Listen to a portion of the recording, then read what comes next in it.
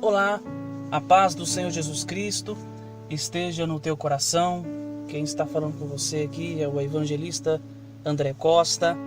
Eu quero estar trazendo aqui uma pequena meditação para você e quero pedir a você, para você compartilhar essa mensagem aí com sua família, com seus amigos. Você que sentir que essa palavra vai falar o seu coração, falou o teu coração, você que sentir no coração, compartilha, dê o seu like, né? Vai lá no nosso canal, o canal é essencial,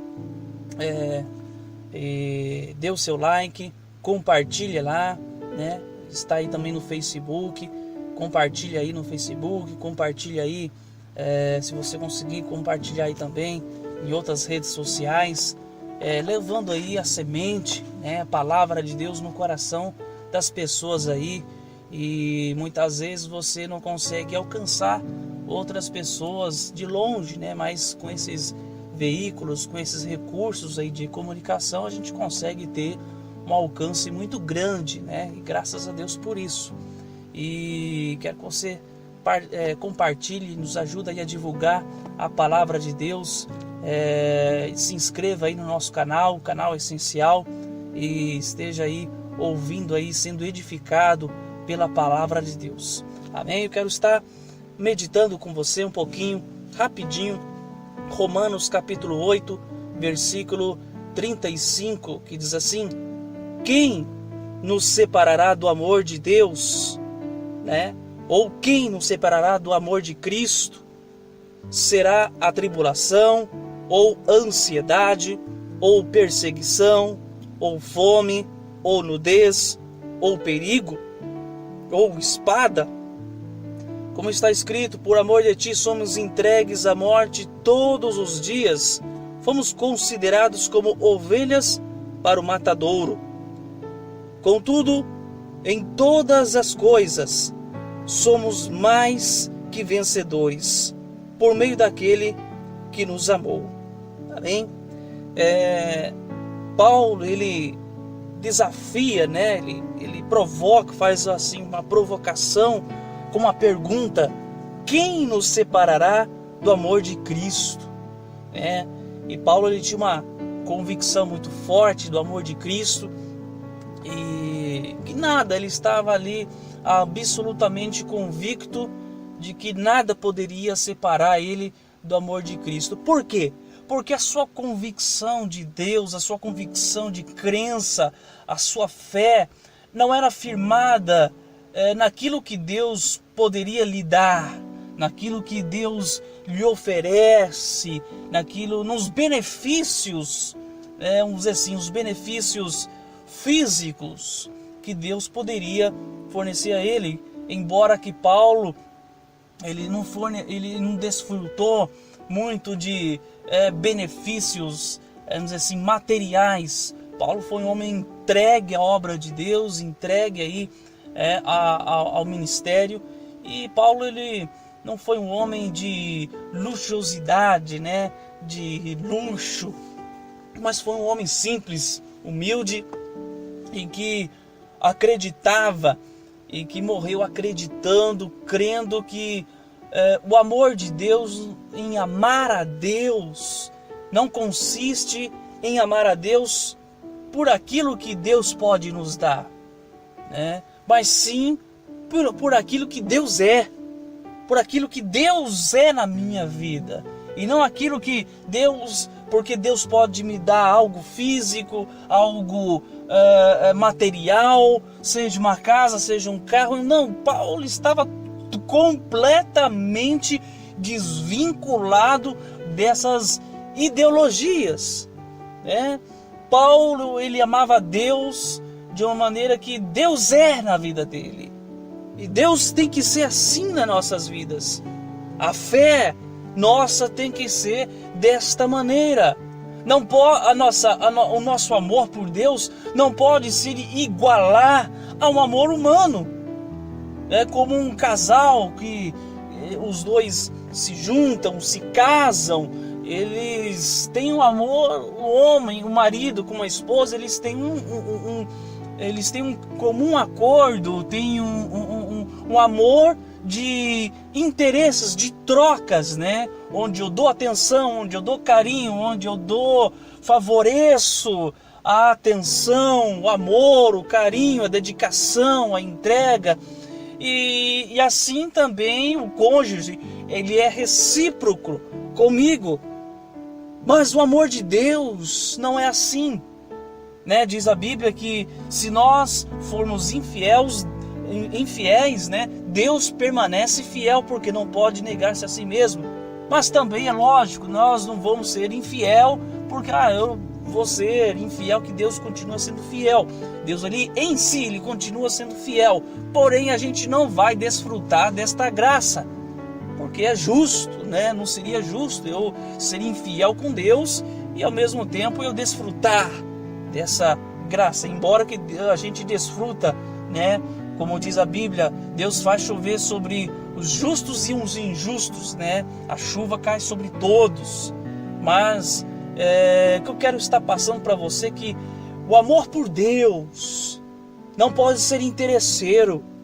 Porque se o meu amor por Deus ele for interesseiro, pelo fato do que Ele pode me dar, pode me favorecer, pode me beneficiar, o meu amor vai ser frágil, vai ser algo frágil, vai ser algo desmontável, facilmente destruído, facilmente desmontado. Vai ser onde que tudo e qualquer coisa pode me separar do amor de Deus, vai ser algo ao contrário. Para essa frase provocativa de Paulo, quem nos separará? Paulo está jogando no mundo, né? Para todos os ouvidos ouvirem, para todos lerem essa frase. Quem, né, se soa ao ar, para todos ouvirem, sentir esse impacto e sentir e discernir isso. O que nesse planeta, nesse mundo pode me separar do amor de Cristo? Porque as suas convicções eram tão profundas que nada nesse mundo e nem no mundo espiritual poderia o separar do amor de Cristo, porque o seu amor era fundamentado por aquilo que Deus é. Aquilo que Deus é na minha vida, aquilo que Deus, a sua graça fluindo simultaneamente com sua misericórdia, com seu amor, com a sua benignidade, com a sua bondade, e isso fluindo no meu interior através do Espírito Santo de Deus.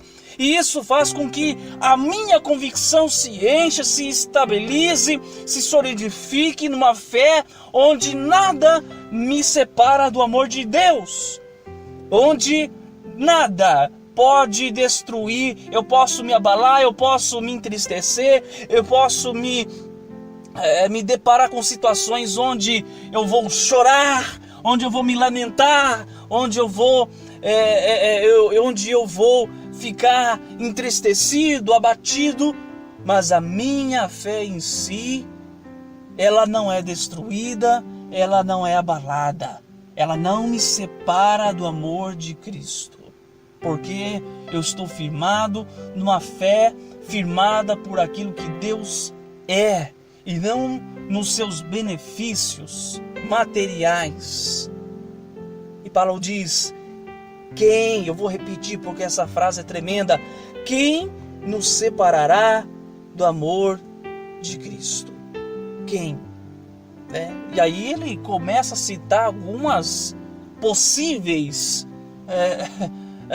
coisas ou algo que poderia, mas não pode, de acordo com a sua fé, com a sua convicção. E aí ele cita alguns exemplos. Seria tribulação.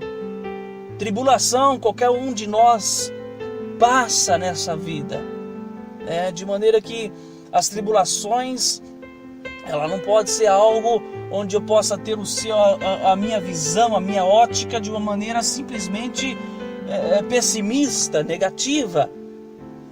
As tribulações nos causam o desconforto, nos causa nos causa esse desconforto, essa ansiedade até mesmo. mas ela também nos beneficia com experiência, com muito aprendizado. E fortalece a nossa fé em Cristo Jesus. E faz com que cada vez mais essa convicção em Cristo Jesus se fortaleça, onde que nada me separa do amor de Cristo. Tribulação, está passando por tribulação, meu irmão. Está passando por tribulação, minha irmã, no seu casamento, na sua família, com os seus filhos, com o seu trabalho, sua vida financeira, né? E nem se fala, né? Um cartão de crédito, as parcelas, as contas, né? E muitas vezes a gente rotula isso como tribulações, né? Embora que Paulo, as suas tribulações eram de um âmbito muito forte e muito literal também, né?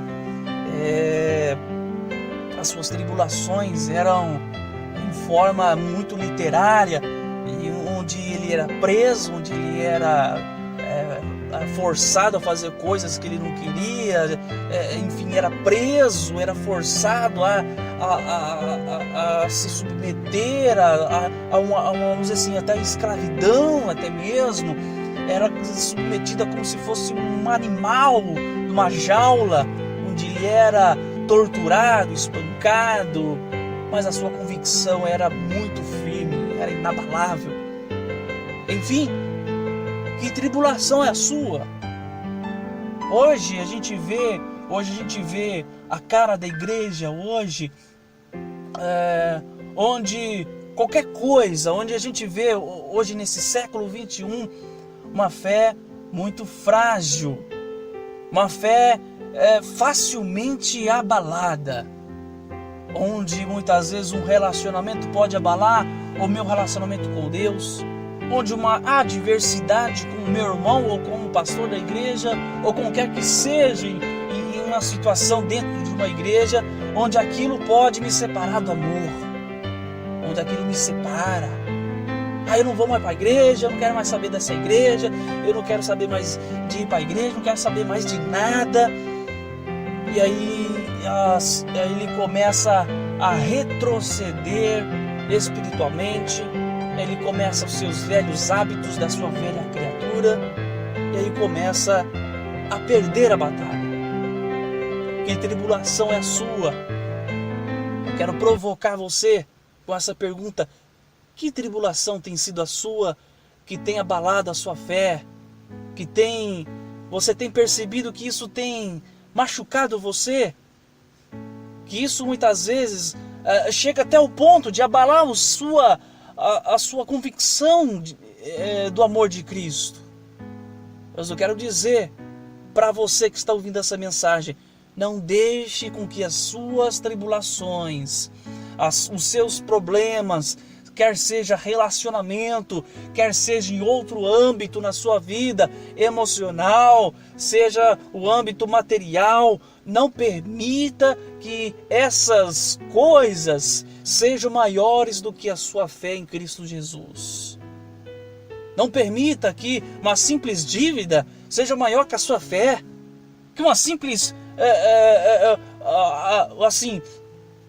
onde os seus conflitos nos relacionamentos sejam maior, as suas decepções, quer seja eclesiástica, né, dentro da igreja, quer seja no trabalho, quer seja ao seu redor, quer seja familiar, quer seja no casamento. Não permita que isso seja maior que a sua convicção em Cristo Jesus, porque se isso for maior, eu lamento em dizer que você precisa ter uma conversão. Eu costumo dizer que aqueles que o desviado, não existe o desviado, né? Existe aquela ovelha afastada, mas não existe o desviado. O desviado, ele nunca se converteu, ele nunca teve uma conversão verdadeira, porque como é que eu posso me desviar do amor de Cristo? Quando o amor de Cristo chega ao meu coração, quando eu tenho um encontro com o amor de Cristo de verdade, não tem como eu me desviar desse amor. Porque se porventura acontecer, porque eu nunca tive um encontro com Deus. Então eu acredito dessa forma, que o desviado, ele nunca teve uma conversão verdadeira, ele precisa ter um encontro verdadeiro com Deus. Ele se afastou de uma religiosidade, ele se afastou de uma comunidade, mas a conversão ainda não aconteceu. Porque quando acontece uma conversão, pode vir batalha, pode vir problemas, pode vir qualquer coisa. Isso não separa, não desvincula de Cristo. Porque o seu coração está ligado, está fortemente ligado a Cristo. Essa é uma verdadeira conversão. E essa conversão, essa convicção é com que faz com que ele obtenha esse caráter cristão, onde ele se depara com situações e ele opta por ser sincero, por ser honesto e por ser íntegro e por ser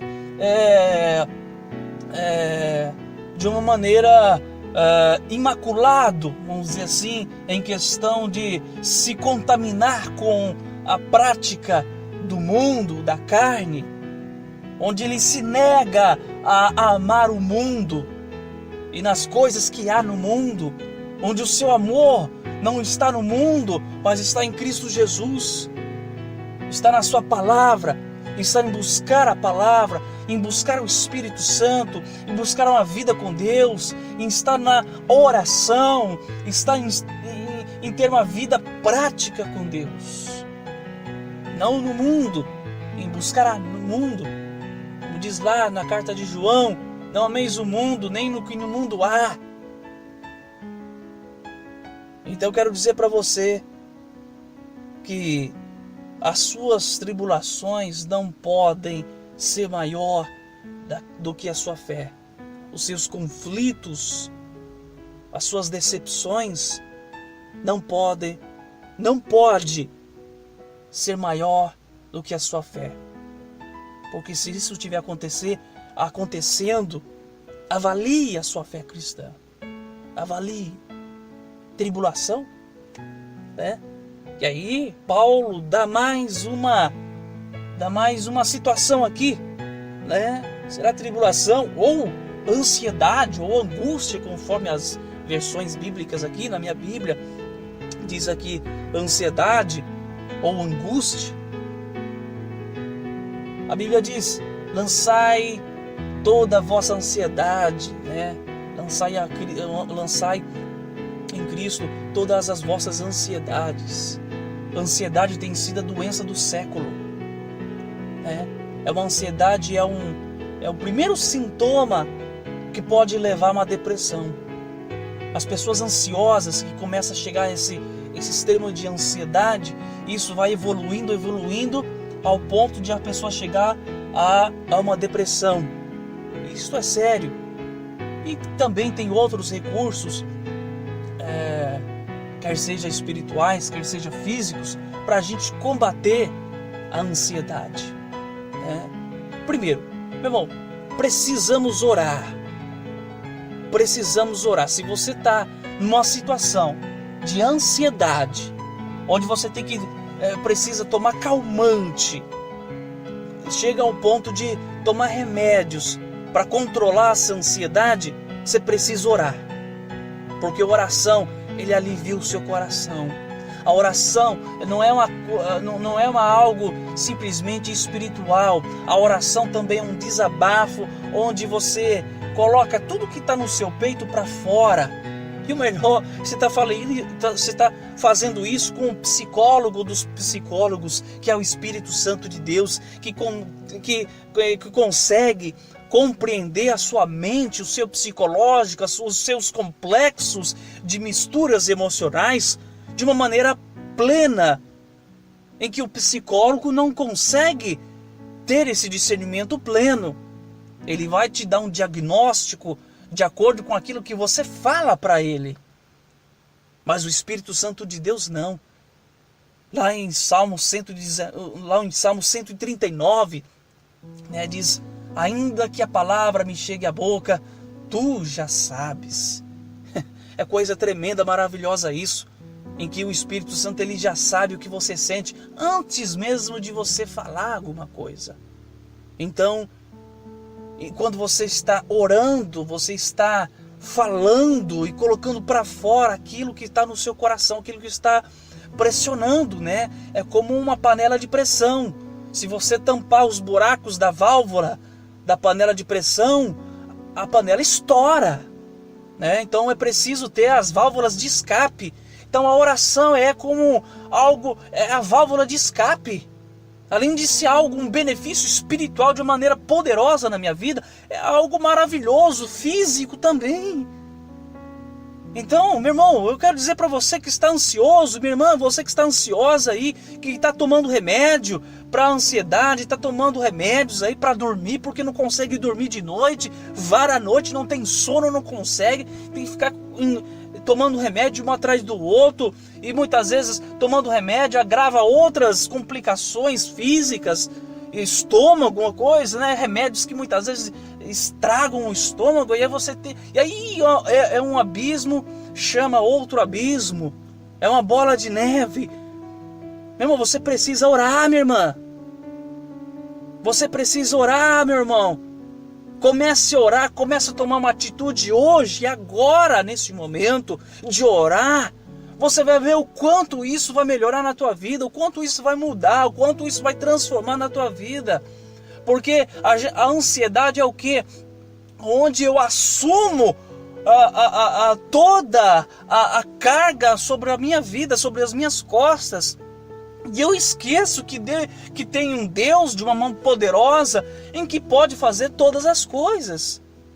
E que para Deus todas as coisas são possíveis. A ansiedade me cega a tal ponto em que eu não consigo mais lembrar disso. Eu não consigo ver que todas as coisas são possíveis para Deus. Eu assumo essa carga nas minhas costas em que eu tenho que resolver tudo com as minhas próprias forças. E é lógico, as nossas forças são limitadas, o nosso conhecimento é limitado, e aí o negócio começa a pressionar ao ponto que você chega nessa situação que você está aí, ansiosa, ansioso, não dorme, não come direito, né? Aí tem que tomar remédio, tem que e vai em médico, e vai em psicólogo, e uma série de coisas, e aí você não consegue achar uma solução. A solução está aí, é muito simples. Ore, busque a palavra de Deus, busque a palavra de Deus. Você vai ver o quanto os seus olhos espirituais vão se abrir por um mundo, olhos espirituais, eu digo mais, olhos espirituais e psicológicos e emocionais vão ter uma amplitude poderosa na tua vida, onde você vai ter uma perspectiva diferente do que você está tendo hoje, com toda essa carga emocional, com toda essa carga de ansiedade que você está sofrendo, essa angústia, né, que você está sofrendo. E é lógico, o inimigo ele aproveita dessa situação, né? Muitas vezes não é tudo é o diabo, mas muitas vezes o inimigo ele aproveita dessa situação, e aí a gente faz as nossas dificuldades sozinho mesmo. O diabo só fica ali observando e aproveita algumas pontas soltas, algumas coisas assim, começa a potencializar essa situação, a agravar ainda mais. Mas que muitas vezes é algo que é a nossa própria negligência, que acaba dando brechas para que o diabo faça a arruaça dele e te provoque doenças físicas, emocionais. Aí você começa a olhar para si mesmo e fala, meu Deus, eu estou ficando louco, né?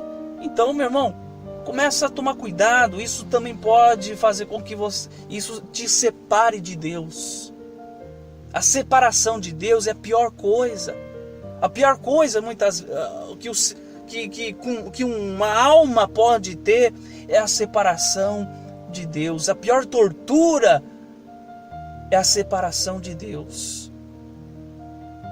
Então, se você se sente separado de Deus, rapidamente, urgentemente, volte para os braços do Pai.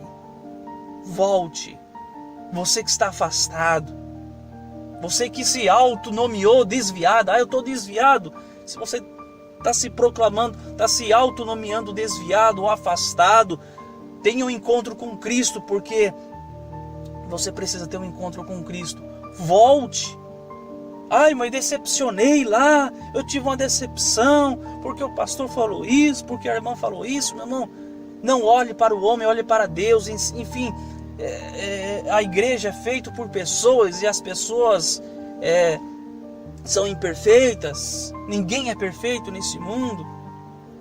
Se você não consegue voltar onde você estava, mas procure uma comunidade onde você volte, crie forças novamente, onde você esteja vinculado no corpo de Cristo, onde você seja ali alimentado pela palavra de Deus. Lógico que você não vai ficar ali só ali pelos cultos, mas você busca na sua casa, né?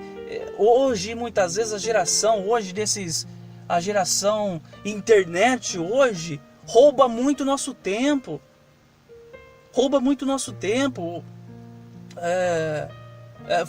Essas redes sociais está roubando muito tempo e está viciando as pessoas nisso. Muitas vezes algo que poderia ser benéfico está sendo maléfico para a vida das pessoas, viciante na vida das pessoas. Tem pessoas que é viciado em redes sociais, que não consegue ficar um minuto sequer sem olhar nas redes sociais. Isso é uma doença. Começa a se desvincular mais disso e começa a vincular mais a palavra de Deus. Você vai ver o que vai acontecer na tua vida. Você vai ver o que vai acontecer na tua casa, na tua família, no teu trabalho. Você vai ver o que vai começar a acontecer na tua vida. Toma uma atitude agora, não fique procrastinando as coisas, deixando para amanhã, empurrando com a barriga. Chega de ficar aí deixando para amanhã. Tome atitude agora, hoje. Dobre o seu joelho lá no seu quarto e ore. Busque a palavra de Deus. Deus quer fazer um milagre extraordinário na tua vida, só que depende de você. Depende da sua atitude. Mais uma coisa que Paulo cita: perseguição. As perseguições que a gente tem, muitas vezes os conflitos que a gente tem, e até mesmo essas provocações nas redes sociais, porque fulano comentou, porque fulana comentou, porque está me provocando, é perseguição.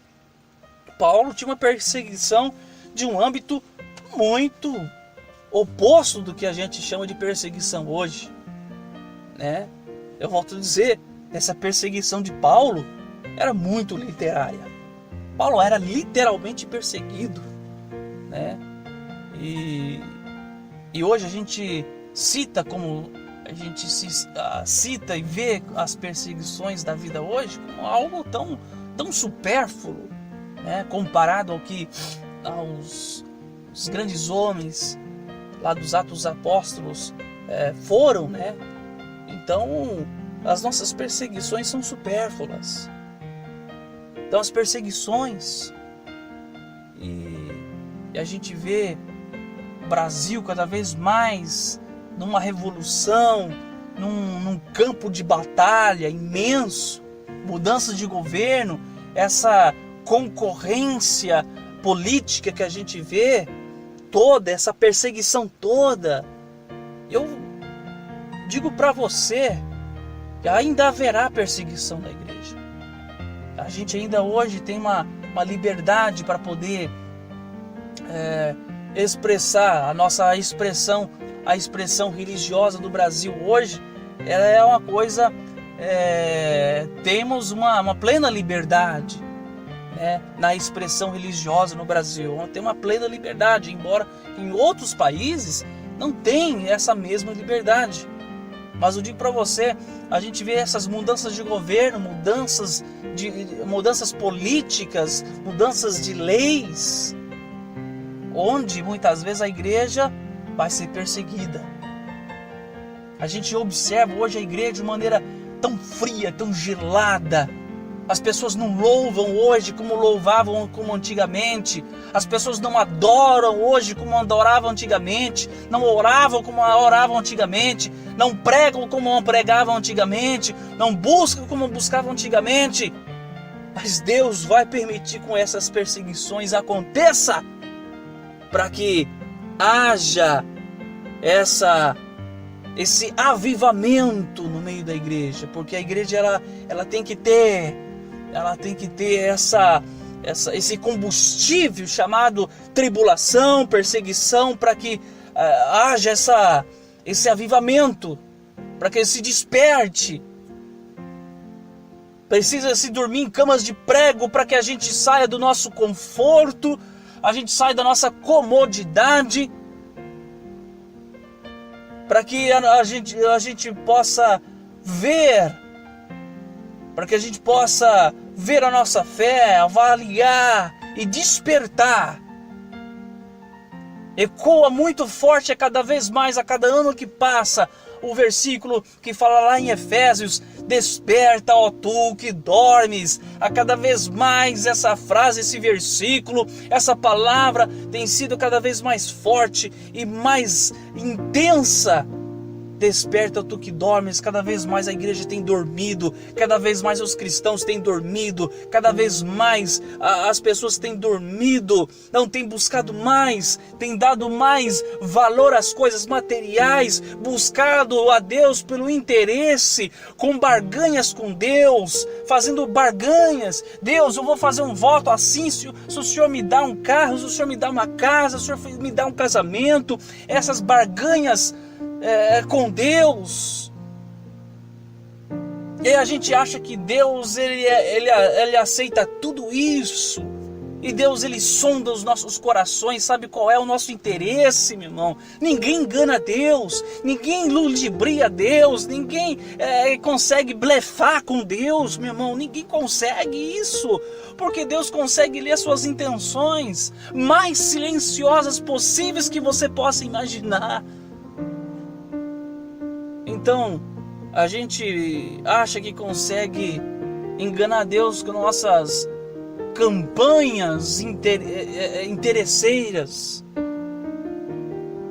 Cuidado, meu irmão. Cuidado com essas barganhas. Então é preciso que a igreja se desperte, acorde. Então essas perseguições, eu acredito muito que num tempo, seja ele breve ou seja ele futuro, ainda vai haver essa perseguição no meio da igreja, né?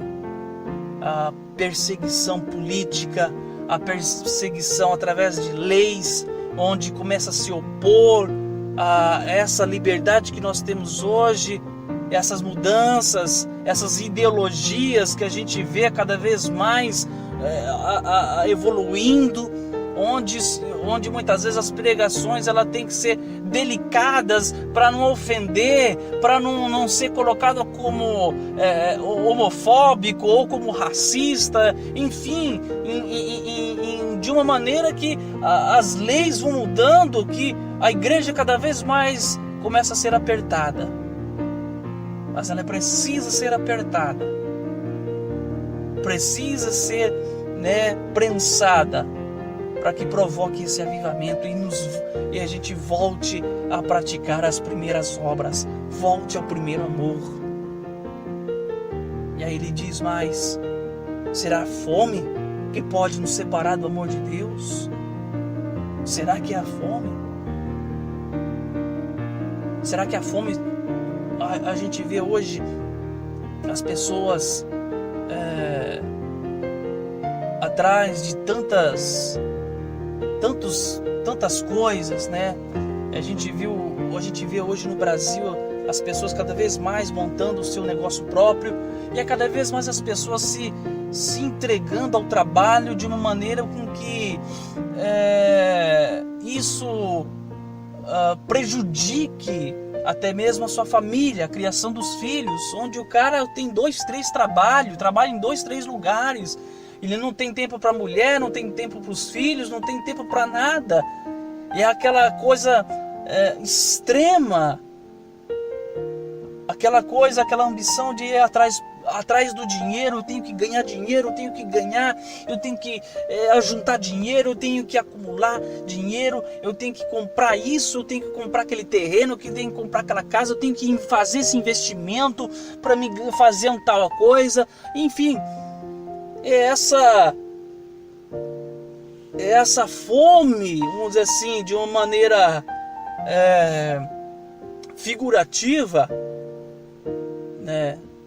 A fome pelo dinheiro, a fome pelas coisas materiais, onde muda o nosso foco. Eu tenho que comprar aquele carro, eu tenho que comprar aquela casa, eu tenho que comprar aquela roupa, eu tenho que comprar aquele celular, eu tenho que comprar aquela TV.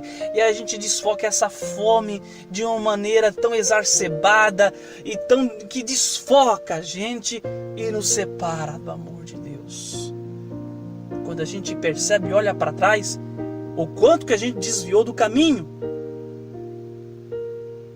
ou nudez, ou perigo, ou espada, para encurtar aqui a mensagem. Será nudez, será perigo, será espada.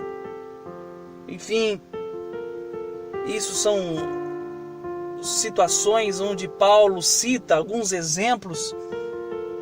Será que é isso que pode nos separar do amor de Cristo? O que está separando você de Cristo, irmão? O que está separando você? Essa namorada que está desviando você para o mundo errado? Esse amigo ou amiga que está desviando você para o lado errado? Levando você nas bocadas da vida aí? Levando você a praticar coisas que você jamais imaginaria praticar? A fazer você pensar de uma maneira que você jamais imaginou a pensar? É de uma maneira mundana, de uma maneira anticristo, antibíblica? O que está separando você? É o Facebook? Embora que se as redes sociais sendo usadas de uma maneira moderada, de um bom senso, né? E essa mensagem vai ser transmitida no Facebook, no YouTube, né? Mas muitas vezes o excesso disso, o vício em si, começa a nos separar, começa a desviar, perdemos a sensibilidade do Espírito, não ouvimos mais a voz do Espírito. Tudo que a gente sabe ouvir é os áudios dos WhatsApps, né? O que está separando você do amor de Cristo, irmão? O que está provocando um monte de bagunça na tua vida? Quando você olha ao seu redor, você olha e fala: meu Deus, minha vida está bagunçada, está de ponta cabeça. Eu trabalho, estou desanimado, estou pensando em pedir demissão, meu casamento eu estou à beira da separação, enfim, e chega até mesmo às barbaridades, até mesmo o suicídio. Eu digo para você, em nome de Jesus, volte-se para Cristo. Em nome de Jesus, começa a orar. Em nome de Jesus, começa a buscar em oração. Em nome de Jesus, volte a orar. Em nome de Jesus, volte para Cristo. Em nome de Jesus, busque a palavra. Em nome de Jesus. Você que está aí, que a tua vida está de ponta cabeça, acha que nada dá certo na tua vida, e começa a vir aquela inveja. Esses dias eu estava vendo uma reportagem no jornal, num documentário, em que as pessoas que são viciadas em redes sociais, elas têm uma tendência a desenvolver inveja, porque vê aquelas postagens bonitas lá na praia, viajando lá nos lugares bonitos, aquelas postagens de fotos bonitas, porque ninguém posta coisa feia, né? Só coisas bonitas. E a pessoa começa a olhar para a vida dela, falando: Deus, e aí começa a fazer uma comparação da vida dela e com as fotos que ela vê no Facebook. E aí começa a desenvolver uma inveja no coração dela.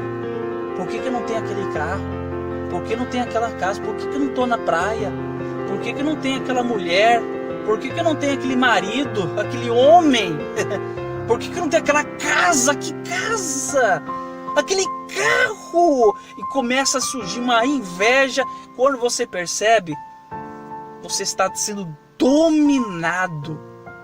E aí os resultados, as consequências, elas por si vão se desenvolvendo. Ore, busque em oração. Começa a buscar a Deus a partir de agora. Que a sua vida, em nome de Jesus, comece a ser mudada a partir de agora. Que você possa tomar posição em nome de Jesus Cristo. Um grande abraço para você. Que essa palavra possa ter falado muito ao teu coração. Espero que você nos ajude a divulgar essa mensagem aí nas redes sociais, né? Não o extremo aí, não fique viciado, né?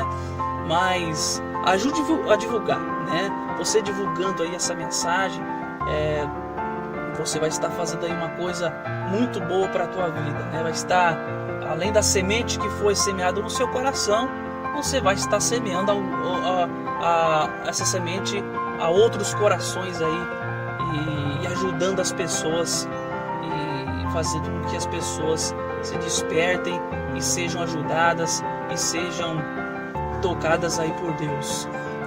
Compartilha, dê o seu link, se inscreva no canal Essencial,